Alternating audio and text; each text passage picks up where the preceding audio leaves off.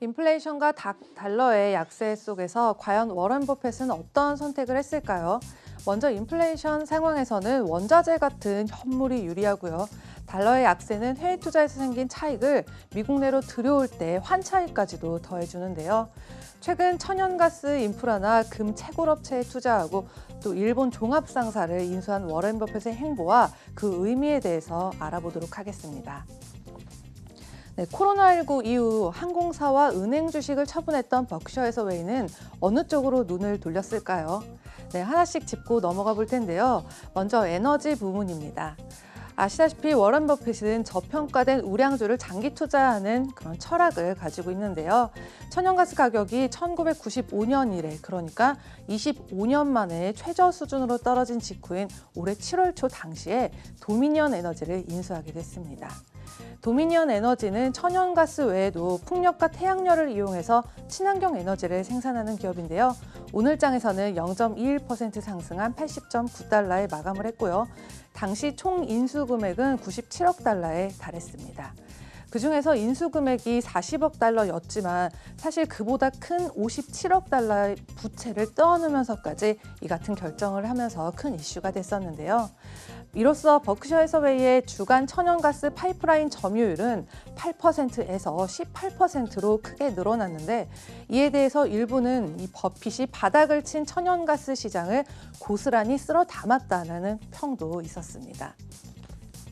네, 다음은 금 채굴업체입니다. 사실 워런 버핏은 그동안 금에 대해서 회의적인 태도를 보였었죠. 금은 기업과 다르게 그 자체만으로 창출해내는 이익은 없기 때문에 투자 대상으로 삼을 수는 없다는 의견이 있었지만요. 그렇기 때문에 이번 편입은 상당히 이례적이라고 볼 수가 있습니다. 금은 달러의 약세와 중앙은행의 유동성 공급으로 인한 저금리, 그리고 정부의 부양책에 강세장이 돌입했고요. 각종 통화가 금 대비 사상 최저가로 하락한 상황인데요. 그는 8월 중순엔 이 베리골드의 주식을 5억 달러 이상 매수했고요. 또 이 베리골드는 오늘 장에서 전장 대비 0.2% 오른 29.99달러에 마감한 모습으로 이러한 영향 때문에 당분간 이 금값이 급락하지는 않을 것이라는 기대감이 생겨났습니다. 네, 다음은 일본 종합상사 인수에 대한 이야기입니다. 워런 버핏은 일본의 5대 종합상사를 선택하면서 처음으로 이 일본 상장사에 대한 투자를 결정한 건데요.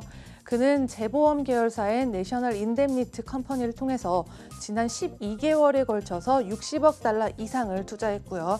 그 지분은 각각 5% 이상씩 사들였다고 하는데요. 이 5대 종합상사를 꾸준히 이제 살펴보자면 정장 대비 일제히 하락 마감한 상태고요. 먼저 미즈호 파이낸셜 그룹의 핵심 종합상사인 이토츠 상사가 있고요. 다음으로는 식료품, 소비재, 화학제품 등 다양한 영역의 무역 종합상사인 마루베니 상사가 있습니다. 또 미쓰비시 그룹의 종합상사인 미쓰비시 상사가 있고요. 일본 최초의 종합상사인 미쓰이 물산, 그리고 마지막으로 스미모토 그룹의 종합상사인 스미모토 상사가 있고요. 버핏이 이처럼 은행주가 아닌 이 상사를 선택한 이유가 따로 있는데, 은행주의 경우는 실질 금리가 낮으면 손해를 보지만 이 자원주는 가격이 오르면 실적도 같이 오르기 때문에 이득을 보게 되기 때문입니다. 그럼 어떤 경우에 이 원가 시장가가 상승 압력을 받게 될까요? 바로 거래와 생산 자금 조달 비용이 상승하면 상승 압력을 받게 되는데요. 소규모 생산자와 거래 업체들이 자금 조달에 어려움을 겪으면 공급에도 차질이 생기게 되고요.